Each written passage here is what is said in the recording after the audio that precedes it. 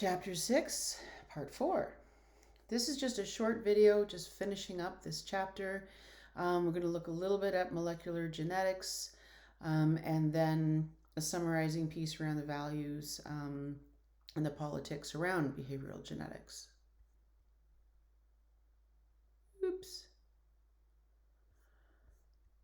There we go. Okay, molecular genetics. What is this? What they're doing with molecular genetics is they're trying to identify if there are specific genes that are associated with specific personality types. Okay, like is there a personality type for neuroticism? Is there a personality type for openness? Is there, etc., etc. Okay, the most common method that they use, it's called the association method. So they identify whether individuals with a certain gene have a greater or lower score on a particular trait than an individual without a gene. Pretty straightforward, right? So the look at, I have this reversed, DRD4.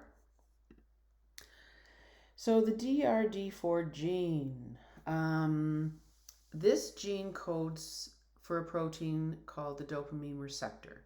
So its job is to respond to the presence of dopamine. And when it senses dopamine, it discharges an electrical signal along the neuron, bada bada.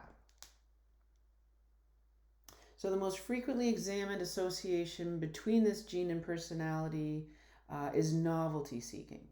So people who tend to seek out new experiences, things risky, they drive fast, they want to go to parties, sometimes they drink more.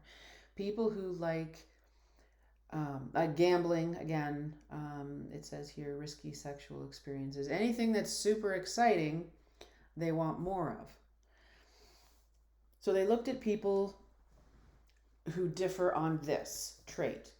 So individuals with long repeat versions of the DRD4 gene were found to be higher on novelty seeking than individuals with short repeat versions of this gene.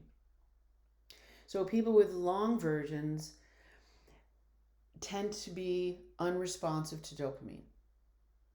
Okay, so let's say that I'm high sensation seeking and I have long DRD4 genes. It means I have dopamine in my brain, but I'm not very responsive to it. I don't feel it. So I'm going to go out and find very exciting new experiences so that I can get that buzz. People with short arm, D4DR or DRD4, people with short arm, they are sensitive to dopamine. So they're already having dopamine buzz off small, say less exciting things. They're already having it. So they don't need to go out and do these crazy things. So that is the hypothesis there. So we're just saying here, people with the short arm, they're not going to go out and seek out novel experiences, which might boost their dopamine to uncomfortable levels, right? So they don't like it. It's uncomfortable for them. It's exciting for me, say, in this example. So that's the difference there. It's a big piece of research that goes on. Lots of studies are able to replicate this finding. Several failures to replicate association. A lot of studies have not been able to replicate it. So it's very complicated. Sometimes the association is weak when they find it. The problem is the association does tend to be small when they do. And they're also suggesting that maybe part of the problem is that there are many other genes that play a role, right? So it's not just the DRD4 and my long gene that makes me sensation seeking and run out and want to do exciting things. There could be many other genes at play. So maybe it's not that simple. This chart here, it's a very small blurb in that paragraph, which talks about, they did a study with the long version and the short version of the DRD4, and the people with the long version, in this game that they did, they significantly more risky at investing money in this game than people with the short, meaning that they're okay to take large risks. They're very comfortable with it. Perhaps it's more exciting, whereas the people with a shorter version don't want to risk as much. They're not engaging in wanting more excitement, right? And then that's the P level there. All right. This is short section here. Finding some personality traits that are heritable seem to violate prevailing environmentalist views that personality is determined by socialization practices such as parenting style. The problem with behavioral genetics is, or the controversy, the argument, the debates, is that there's a lot of research to show that children act or have dispositions based on parenting styles and other socialization processes. So when someone comes out and says, based on research, we're finding that aggression or activity level or hyperactivity is genetic, it sort of flies in the face of people who are saying that no, this is determined by parenting style. We have somewhat control over this. We can change the parenting styles. People don't necessarily want to hear that a personality trait or a disposition, especially a problematic one, is genetic. People are also worried about political and ideological misuse of behavioral genetics. So if you have behavioral genetics, we could design the perfect baby, the perfect human. We could sort of screen out for things that we don't want. Also, if it's genetic, the assumption is that you can't change it, therefore you can be labeling or mislabeling people. You can say some people are inherently superior or inherently inferior because they are genetically coded for this particular trait or disadvantage of some kind. Oops. Where is it? There we go.